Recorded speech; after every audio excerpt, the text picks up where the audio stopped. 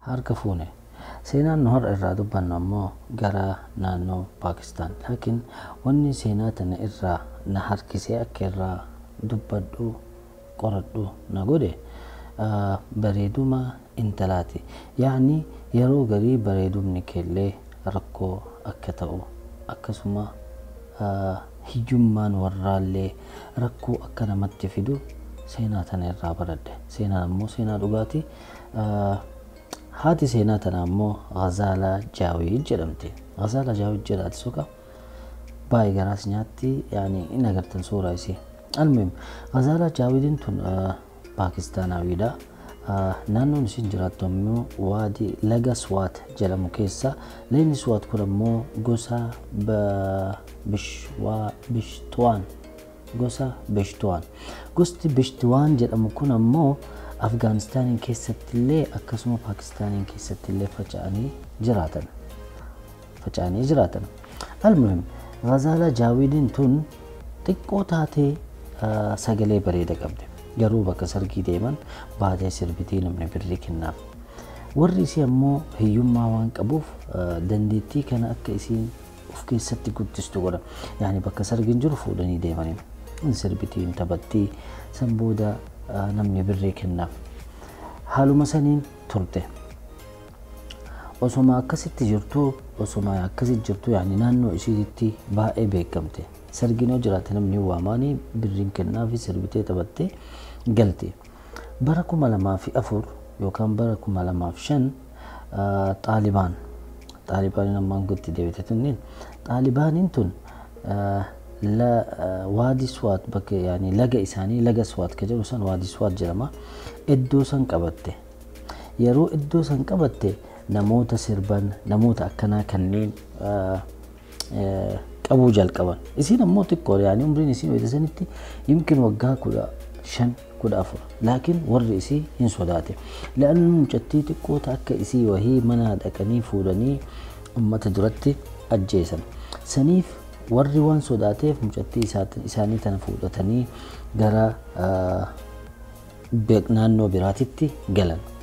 Yeroo naannoo biraatitti galan bakka Xaalibaan hin jirre jechuudha. Yeroo kana abbaan isii akkuma achi galaniin intala isaa tana fuudhee istuudiyoo wahii jira. Istuudiyoo beekamaa wahii fuudhee fidee abboon humaa hin qabnu. Rabbiin duniyaa nuun kenne. Laakiin intalli tiyya sagalee ajaa'ibaa qabdi. Mee kaaseeta wahii baasaa fi jedheen. طيب سربي مي شيب ماميني دي زوز غرزلي بني شيب زان بوهي دي زوز غرزلي بني شيب زان بوهي دي زوز غرزلي بني جتي بومبي عمري نسيت الكورس جنة كلها فول كل شيء يعني وانتو تعدد تكنني سربته سجلين سياق جايباتي فاجر سنبودا كاسيتي تكو باسنيف حالو مسني الرسوما جرتو بكا جرتو كانت تبيكمو جلقبدي نانو براتي تلي بيكمو جلقبدي عمري متكا كان نمني فودي يرو كانت عمري نسي كل تربتي جر نمني سرقي دا فودي بكا برافي دي بري بريدا كفالا ما سرقي مرة سرويتيتشو لكن أكتسات إيه نانو إسين جرتو كانت نمتيجي دوريسي توكو جانكيس جلمو توكو argeeni jaalateen sargii irratti argee yani bakka hojiitti argee jaalate dhufee kadhate warrarra abbo intala teessan naa kennaa jedhe inni umriin isaa waggaa 50 suura isaa kunno kana haywaana kana dhiifama haywaana jedheen almuhim namtichi kun hin jaalatee kadhateen isiin umriin isii mee 17 keessaa ammoo 50 warri hiyyummaa waan qabuuf intala isaanii isaa kennan. Laakiin isii yoo itti gaafatan ammoo ani hin barbaaddu argama malee namticha kanatti mana heerumne jettee kifilii ufiititti seentee kifilii ufii 7-2-7-3 osumaa boottu dabarsite. Warri ammoo namticha kana kennu barbaadan namtichi ammallee deebi'ee kadhate. Yeroo 4 deebi'ee kadhate san booda warri mala wahii baase abbaa isii haadha isiitii fi obboleessi isii mala wahii baasan intala isaanii tana gurguruuf akkam godhan mattawaqaa umrii 18 baasan isiin 17 umrii 18 mattawaqaa baasaniif erga baasan booda waraqaa ingiliffaan barreeffame fidan. Waraqaan kun maali? Waraqaa aqdii zawaajaati, yani ka fuudhaa, waraqaa fuudhaa fidan. Wayitatti fidan isin ammoo barumsa isii hin xumurre, yani fageessitee hin baranne, daa'ima waan taateef xiqqoo waan turte barumsa isii achi hin fageessine. Akkam godharree fidanii waraqaa kanatti kennanii, amma waraqaa kana yoo kafarramtu taate Londaniin deemtee achitti madraka irra sirbitaa jedhanii. Isin ammoo hin jaalatti sirba kana. San booda gammachuudhaan irra farramtu. Booda wayita hubattu ammoo waraqaan isin irra farramtu kun waraqaa fuudhaa jaangeeree irratti farramu isii beete. Khalaas san booda harka kennite. Homaa wanni gootu wahii hin jiru. San booda guyyaa sargii isii viidiyoo kanatti. Isin garuu sargii kanatti baay'ee gammachuu hin qabdu, yaani fedhii warraa guutuudhaaf jecha dirqama itti ta'eeti malee isin fedhii sargii kanaallee hin qabdu. Fuula isirraayyuu hin beeksisa. Baay'ee cinqamtee jirti. Laakiin namtichi haywaantichi dalatii isaa naffa'ee ofirraa taa'a. Hin saalfatu. Intala umriidhaan baay'ee isaa gadi taate sanuu giddiidhaan fuula osoo hayyamtuu taateyyuu homaa miti. Guyyaan cidha isii kana fakkaata.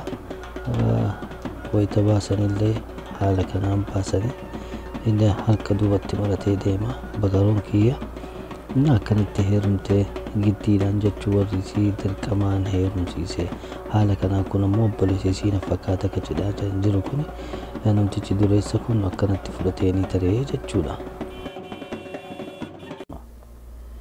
Tayyib kun guyyaa sargii isiiti. Laakiin namticha umrii waggaa 50 isiin 17 itti heerumte.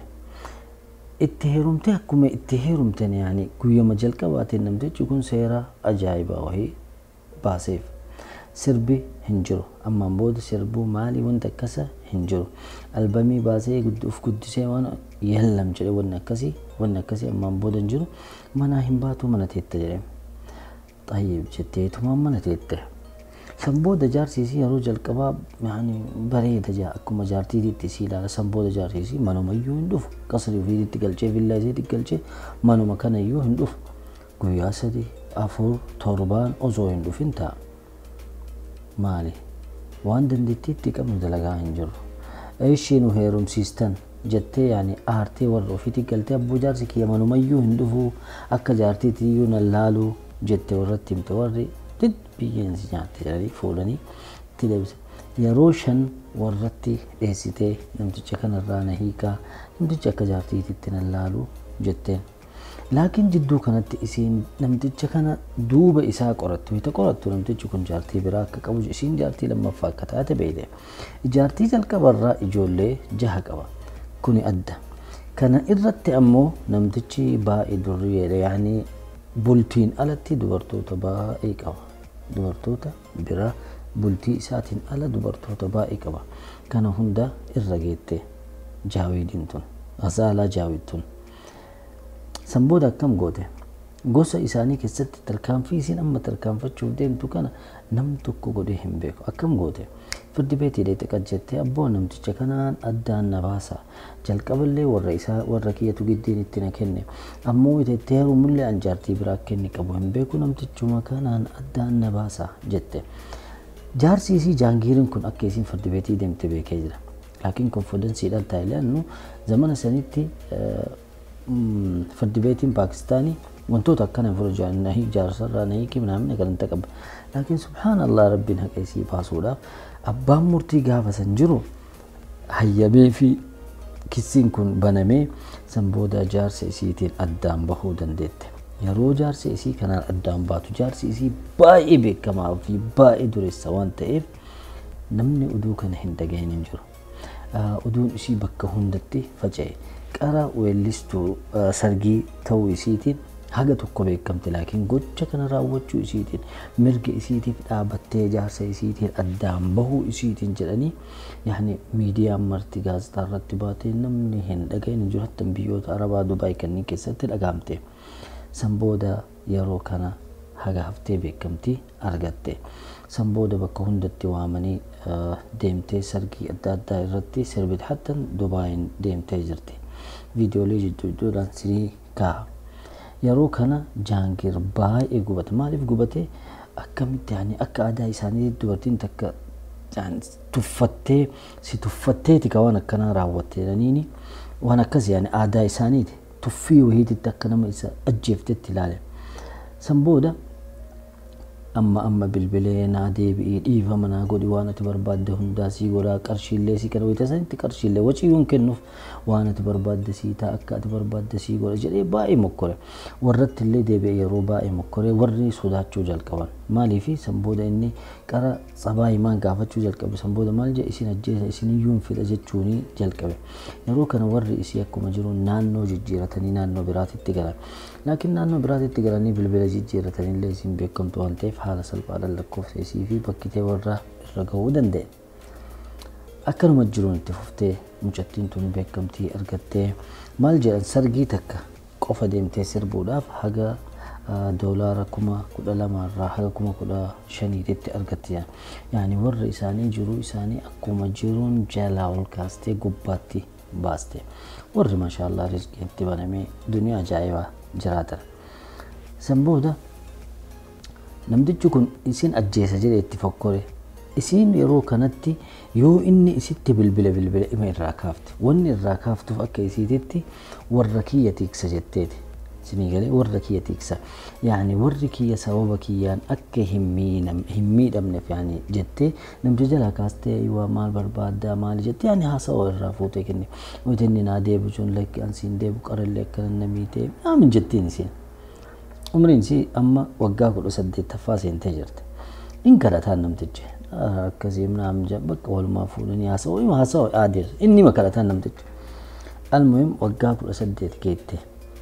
Beekamtiin isiin dabalee warraallee yani waan baay'ee hojjette obboleessa isii fi wantoota hedduu dalayde. Jiruun ittuma fuftee haala gaarii sumaa jiraataa jirtu.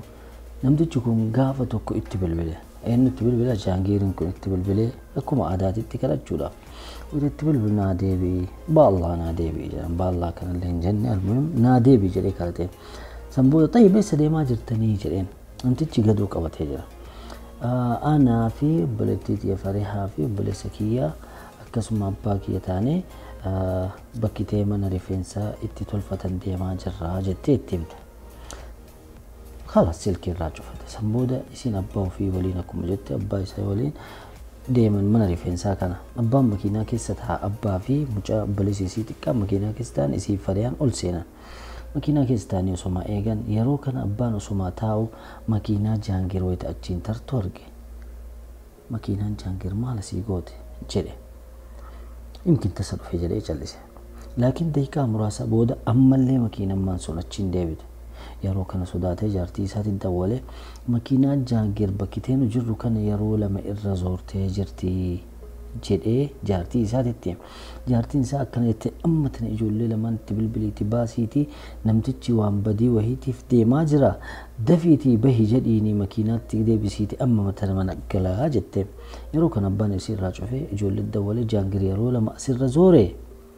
Dafaa bahaa jedhe isillee maal yaadatte akka isatti naannoo kan akka dhufaa jirtu itti himu isii yaadatte. Namtichi kun har'a sharrii wahiitiif deema jette. Yeruma san rifeensa hojjechiifataa jirtu dhiiftee isii Farihaa wal qabatanii bahan. Osuma gara makiinaa deeman boorsaa dagachuu isii beeyte. Yeroo kana deemii Farihaadhaan boorsaa naa kee makiinaa dhaqa jette le'annoo barbaadamtuun isiidha. Osuma gara makiinaa deemaa jirtu makiinaa seenuudhaaf motorri lamaa hin dhufe shugguxii baasanii irratti harka fakkafan. Yeroo kan abbaalleen utaalee dhufe wayita abbaan utaalee illee dhufu abbaalleen xiyyitii lama mataa isaa irratti fudhate isin ammoo daratii kanaa fi garaa kana irratti xiyyitii baay'ee argatte. Yeroo san kuftee yeroo san dootee suuraan isii kunnoo kana abbaa isiillee kunnoo kana abbaa fi isin yeroo san turan. Laakiin rabbiin Farihaa wayita seentu san baasee wayita baatu garuu argitee jirti nama tokkose. San booda ambulaansiin dhufee namni walitti qabamee yani girriin hedduun ka'e. Yeroo kana Jaangir sodaatee bade. Maal jedhanii miidiyaa irratti gadhiisan. maadiyaa irratti tagadhiisa warri mootummaa warri gaazexeessonni akkanatti warri Xaalibaan Gazaalaa Jaawid ajjeesanii biyya isiitii baqattee dhuftee naannoo isiin jirtu sanii baqattee dhuftee asitti dhufnaan asitti hordofanii ajjeesanii jedhanii dubbatan. Laakiin Rabbi naqa isaanii baasuudhaaf poolisoonni wayita qoratan akka kun kijiba ta'e argan. Lammaffaa obboleettummaan isiitii ani ijatiyyaan arga jette. Mucaan abbeeraa kiyyaayuu duuba motora duuba taata mucaan abbeeraa isiitii akka mucattiin tun duutu barbaada. Waan yoona. Mucaan abbeeraa kiyyaayuu makiinaa motora irra waliin jira tokkosi wayita inni jedhuun iyyuu hin argaa. Jaangeeri majaarsa isiiyyuu kakara isii fuudhayyuu arganii jira fillafiititti arga jiratu itti tokkosi jette isiin itti masakkarte. Yeroo kana jaarsa isii qaban ji'a lama soqanii san booda qabanii fidan dureessa waan ta'eef bakka seene almuun qabanii fidanii hidhan. Kunno suuraan isaa kana. Fuudhanii hidhan. Waggaa lama mana hidhaa taa'e. Murtiin itti murteeffame murtii du'aati. Murtii du'aa akkasuma miliyoona 70 warraa kennuu qaba. Murtii du'aatii fi in ajjeefamallee miliyoona 70 illee warraa kenna. Leannu mucattii daa'ima ajjeese abbaa isii waliin jedhanii akkasitti kennuudha. Laakiin inni waggaa lamaan hidhame tana keessatti haadha isii amansiifataa jira. Haadha mucattii maal jedha? Abbooni maal jedhan diyaa nurraa fuudha yaani ajjeese laakiin bakka du'a kiyyaa birrii nurraa fudhadhaa. Diyaa jedhama afaan Oromootiin maal akka jedhamu beeku. Diyaa nurraa fudhadhaa.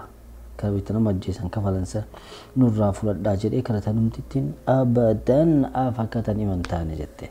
Laakiin adeemsa keessa amansiisanii dhufanii amantee san booda murtii du'aa irraa dhiisanii diyaatti deebisan yaani birrii haga murtaa'e qara miliyoona 70 jedhanii miti mangisti yaani haga wassane san caalaa jechuu ka mucattii duutee fi ka abbaa haadhaaf haa kennamu jedhanii akkasitti murtii du'aa irraa kanatti jijjiiran.